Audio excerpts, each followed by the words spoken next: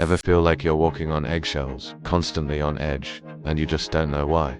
You're not alone, and it's not your fault. Today we're going to talk about something deep, something that might just click for you, how your anxiety isn't a weakness, but a survival response you learned a long time ago. Let's go back for a moment. Picture a younger you. Maybe you tried to express a big feeling, sadness, anger, excitement, and you were told to quiet down, or that you were overreacting, or maybe your feelings were just ignored. When that happened, something inside you learned a crucial lesson. My feelings are not important, or worse, they're not safe. So, what did your nervous system do? It went on high alert. It started scanning the environment, constantly looking for threats, for signs of disapproval, that feeling of being on edge. It didn't just appear out of nowhere. It became your baseline, your default setting. Your body learned that it had to stay vigilant, to stay safe, because your inner world wasn't being validated by the outer world. This constant vigilance had another effect. You stopped listening to your own gut feelings, your own intuition. Why? Because you were taught that the key to safety was outside of you. You learned to watch others, their facial expressions, their tone of voice, their slightest movements. You became an expert at reading the room, at figuring out what other people wanted or needed. Your focus shifted from "what do I feel" to "what do they want me to feel." Over time, you started trusting their reactions more than your own internal compass. That little voice inside that says this doesn't feel right got quieter and quieter, because you were too busy trying to decode everyone else.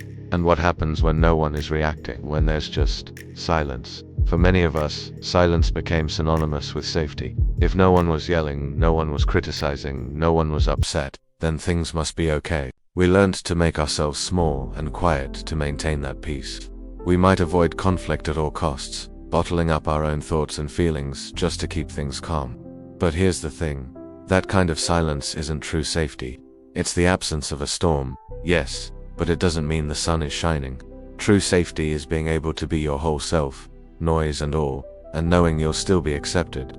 Confusing silence with safety means you're always holding your breath, waiting for the other shoe to drop. So, how did you try to earn love and acceptance in this environment? You became a people pleaser.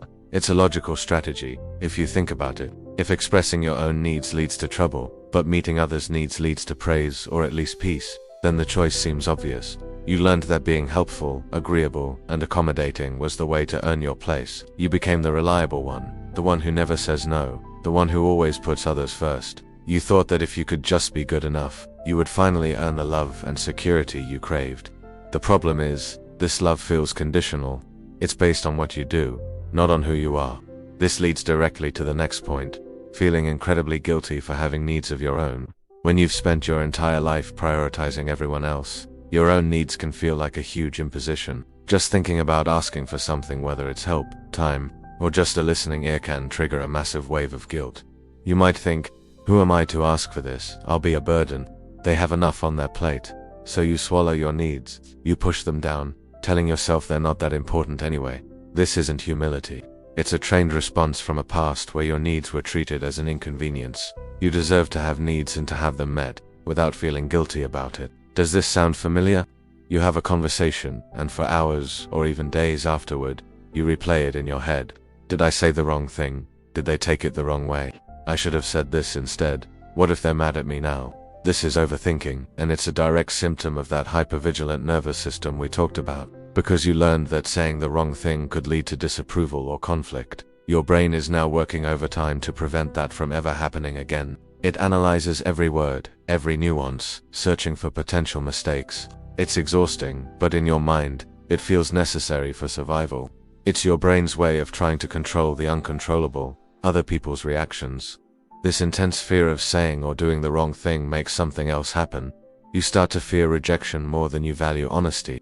You'd rather tell a little white lie, or agree with something you don't believe in, than risk someone being upset with you. Your authentic self, your real opinions, your true feelings gets hidden away because it feels too risky to show it. The potential pain of someone rejecting you feels far worse than the quiet discomfort of not being true to yourself. So you wear a mask, you play a part, because the character you're playing is less likely to be abandoned than the real you. Naturally, if you're hiding your true self, you won't feel safe being emotionally seen. The idea of someone seeing your vulnerability, your messings, your true, unfiltered emotions, can be terrifying. What if they see it and they don't like it?